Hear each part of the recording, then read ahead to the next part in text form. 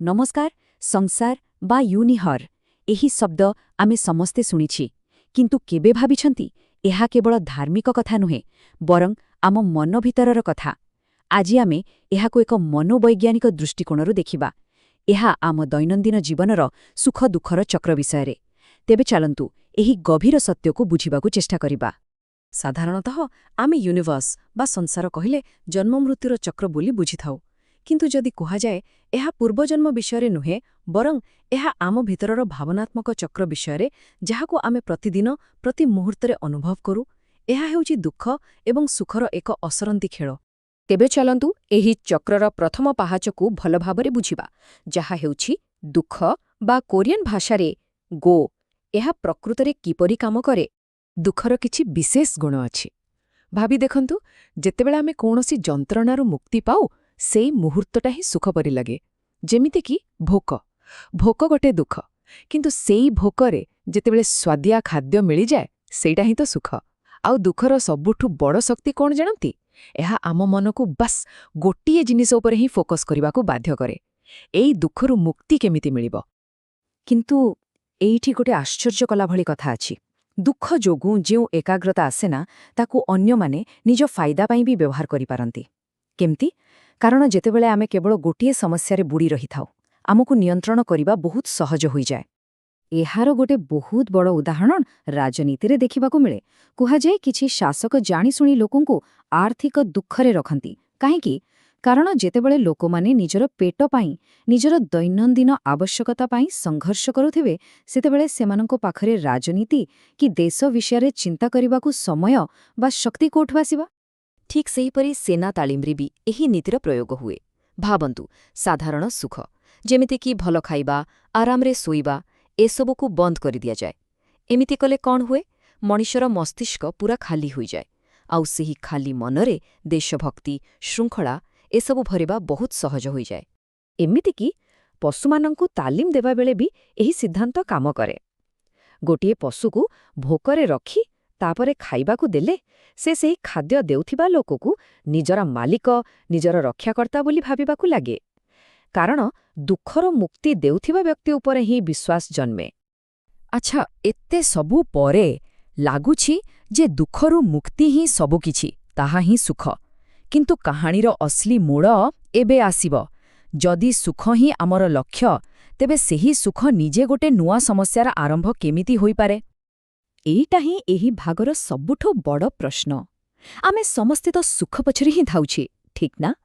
କିନ୍ତୁ କାହିଁକି ସେହି ସୁଖ ପାଇବା ପରେ ବି ଆମେ ପୁଣି ଥରେ ସେହି ଦୁଃଖର ଚକ୍ର ଭିତରକୁ ଫେରିଆସୁ?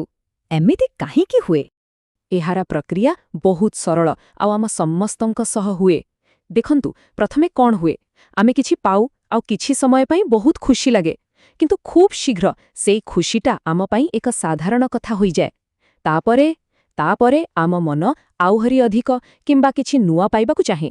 ଆଉ ଯେତେବେଳେ ସେଇ ନୂଆ ଇଚ୍ଛାଟା ପୂରଣ ହୁଏନି, ବାସ୍ ସେଇଠୁ ହିଁ ଆରମ୍ଭ ହୁଏ ଏକ ନୂଆ ଦୁଃଖ।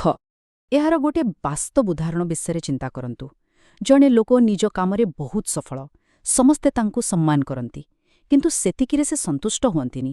ଆହୁରି ଅଧିକ ପ୍ରଶଂସା, ଆହୁରି ଅଧିକ ସମ୍ମାନ ପାଇବାକୁ ସେ ରାଜନୀତିକୁ ଚାଲିଯାଆନ୍ତି। କିନ୍ତୁ ସେଠାରେ କ'ଣ ହୁଏ? ସଫଳତା ବଦଳରେ ତାଙ୍କୁ ମିଳେ ନୂଆ ଯନ୍ତ୍ରଣା, ସମାଲୋଚନା। ତେବେ ଦେଖିଲେ, ଅଧିକ ସୁଖ ଖୋଜିବା ହିଁ କେମିତି ଦୁଃଖର କାରଣ ପାଲଟିଗଲା। ତେବେ ଏବେ ବୁଝାପଡ଼ୁଛି ଏହି ଚକ୍ର କେମିତି କାମ କରେ। ଚାଲନ୍ତୁ ଏବେ ଏହି ଦୁଇଟି ଧାରଣାକୁ ଏକାଠି କରି ଦେଖିବା ଯେ କିପରି ଏହି ଖେଳ ନିଜକୁ ନିଜେ ଚଲାଏ। ଦୁଃଖରୁ ସୁଖ ଆଉ ସୁଖରୁ ପୁଣି ଦୁଃଖ, ଏହି ଲୁପ୍ କାହିଁକି ଭାଙ୍ଗେନି? ଦେଖନ୍ତୁ, ଦୁଃଖ ଆଉ ସୁଖ ଆମ ମନ ଉପରେ ପୁରା ଓଲଟା ପ୍ରଭାବ ପକାଏ। ଯେତେବେଳେ ଦୁଃଖ ଆସେ, ଆମ ମନ ଗୋଟିଏ ସମସ୍ୟା ଉପରେ କେନ୍ଦ୍ରିତ ହୋଇଯାଏ। ଆମ ଚିନ୍ତା ସରଳ ହୋଇଯାଏ। କିନ୍ତୁ ସୁଖ ପାଇବା ପରେ କ'ଣ ହୁଏ? ଆମ ମନ ଏକା ସାଙ୍ଗରେ ହଜାରଟା ନୂଆ ଇଚ୍ଛା ସୃଷ୍ଟି କରେ। ଆହୁରି ଟଙ୍କା, ଭଲ ସମ୍ପର୍କ, ସାମାଜିକ ସ୍ଥିତି, ଏମିତି କେତେ କ'ଣ। ଆଉ ଏହି ଅସରନ୍ତି ଇଚ୍ଛାଗୁଡ଼ିକ ହିଁ ଆମ ମନକୁ ଜଟିଳ କରିଦିଏ, ଆମକୁ ବିକ୍ଷିପ୍ତ କରିଦିଏ ଆଉ ଶେଷରେ ସେଇ ଦୁଃଖକୁ ହିଁ ଡାକି ଆଣେ। ବୌଦ୍ଧ ଧର୍ମରେ ଏହି ପୁରା ଧାରଣାକୁ ବୁଝାଇବା ପାଇଁ ଗୋଟିଏ ଶବ୍ଦ ଅଛି, ଇଲ୍ ଚେ ଗେ ଗୋ। ଏହାର ସିଧାସଳଖ ଅର୍ଥ ହେଉଛି ସବୁକିଛି ଦୁଃଖ। କାହିଁକି? କାରଣ ଯେଉଁ ସୁଖ ଆମକୁ ଶେଷରେ ପୁଣି ଦୁଃଖ ଭିତରକୁ ହିଁ ଟାଣି ନେଉଛି, ତାହା ପ୍ରକୃତରେ ସୁଖ ନୁହେଁ, ବରଂ ଦୁଃଖର ହିଁ ଆଉ ଗୋଟେ ରୂପ। ତେବେ ଏତେ ସବୁ ଶୁଣିବା ପରେ ମନରେ ଗୋଟେ ପ୍ରଶ୍ନ ଆସିବା ସ୍ୱାଭାବିକ। କ'ଣ ଏହି ଅସରନ୍ତି ଚକ୍ରରୁ ବାହାରିବାର କୌଣସି ବାଟ ନାହିଁ? ଆଜ୍ଞା, ହଁ ଅଛି। ଏହି ବିଶ୍ଳେଷଣ ଅନୁସାରେ ବୌଦ୍ଧ ଦର୍ଶନ ଏହି ଚକ୍ରକୁ ଭାଙ୍ଗିବାର ଏକ ରାସ୍ତା ଦେଖାଏ। ସମାଧାନର ପ୍ରଥମ ପାଦ ହେଉଛି ହତାଲ, ଯାହାର ଅର୍ଥ ହେଉଛି ସଚେତନତା ମାଧ୍ୟମରେ ମୁକ୍ତି। ଏହାର ମାନେ କ'ଣ? ଏହାର ମାନେ ହେଉଛି ଯେତେବେଳେ ଆମେ ଦୁଃଖ ବା ସୁଖ ଅନୁଭବ କରୁଛି, ସେଥିରେ ପୁରା ବୁଡ଼ି ନ ଯାଇ ଟିକେ ଦୂରକୁ ଯାଇ ଜଣେ ଦର୍ଶକ ଭଳି ତାକୁ ଦେଖିବା। ଯେତେବେଳେ ଆମେ ବୁଝିପାରିବା ଯେ ଆରେ ଏଟା ତ କେବଳ ଏକ ଅସ୍ଥାୟୀ ଭାବନା, ସେତେବେଳେ ତାହାର ଶକ୍ତି ଆମ ଉପରେ ଆପେ ଆପେ କମିଯିବ। ଦ୍ୱିତୀୟ ପାଦ ହେଉଛି ୟୋଲ ବାନ୍ ବା ନିର୍ବାଣ। ଏହା ହେଉଛି ସନ୍ତୁଳନର ଅବସ୍ଥା। ଏହାର ଅର୍ଥ ନା ତ ସୁଖରେ ମାତିଯିବା, ନା ହିଁ ଦୁଃଖରେ ଭାଙ୍ଗି ପଡ଼ିବା। ଏହା ହେଉଛି ଉଭୟ ପରିସ୍ଥିତିରେ ନିଜ ମନକୁ ଶାନ୍ତ ଓ ସ୍ଥିର ରଖିବାର କଳା। ତେବେ ଏହି ପୂରା ଆଲୋଚନାରୁ ଆମେ କ'ଣ ଶିଖିଲେ? ଏହା ଏକ ସୁଖୀ ଜୀବନର ପରିଭାଷାକୁ ହିଁ ବଦଳାଇ ଦେଉଛି। ପ୍ରକୃତ ଲକ୍ଷ୍ୟ ସୁଖ ପଛରେ ଦୌଡ଼ିବା ନୁହେଁ, ବରଂ କିଛି ଆଉ। ଏହି ବିଶ୍ଳେଷଣରେ ଗୋଟେ ବହୁତ ଚମତ୍କାର ହିସାବ ଦିଆଯାଇଛି, ଯାହା ଆମକୁ ଚିନ୍ତା କରିବାକୁ ବାଧ୍ୟ କରିବ। କୁହାଯାଏ ଆମ ଜୀବନର ପ୍ରାୟ 70% ଦୁଃଖରେ, ମାତ୍ର 10% ସୁଖରେ ଆଉ ବାକି 20% ଶାନ୍ତିରେ କଟିଥାଏ। ଭାବି ଦେଖନ୍ତୁ, ଆମେ ଯେଉଁ 10% ସୁଖ ପାଇଁ ସାରା ଜୀବନ ଧାଉଁଛେ, ତାହା ଆମ ଜୀବନର କେତେ ଛୋଟ ଅଂଶ। ଅସଲି ସୁଯୋଗ ତ ସେହି 20% ଶାନ୍ତିକୁ ବଢ଼ାଇବାରେ ହିଁ ଅଛି। ଆଉ ଏଇଟା ହିଁ ଏହି ବିଶ୍ଳେଷଣର ସବୁଠାରୁ ଗୁରୁତ୍ୱପୂର୍ଣ୍ଣ କଥା। ଏକ ସୁଖମୟ ଜୀବନର ଚାବିକାଠି ଅଧିକ ସୁଖ ପାଇବାରେ ନାହିଁ, ବରଂ ଦୁଃଖ ଆଉ ସୁଖର ଏହି ଦୋଳି ଖେଳ ଭିତରେ ଯେଉଁ ଶାନ୍ତ ଓ ସ୍ଥିର ସମୟଟିକ ମିଳେ, ତାକୁ ବଢ଼ାଇବାରେ ଅଛି। କାରଣ ପ୍ରକୃତ ସୁଖ ସେହି ଶାନ୍ତିରେ ହିଁ ଲୁଚି ରହିଛି। ଶେଷରେ ଏହି ଗଭୀର ଏବଂ ଚିନ୍ତା କଲା ଭଳି ଶବ୍ଦ ସହିତ ଆଜିର ଆଲୋଚନା ଶେଷ କରିବା। ସୁଙ୍ଗବୁଲ ହାସିବ ସିଓ।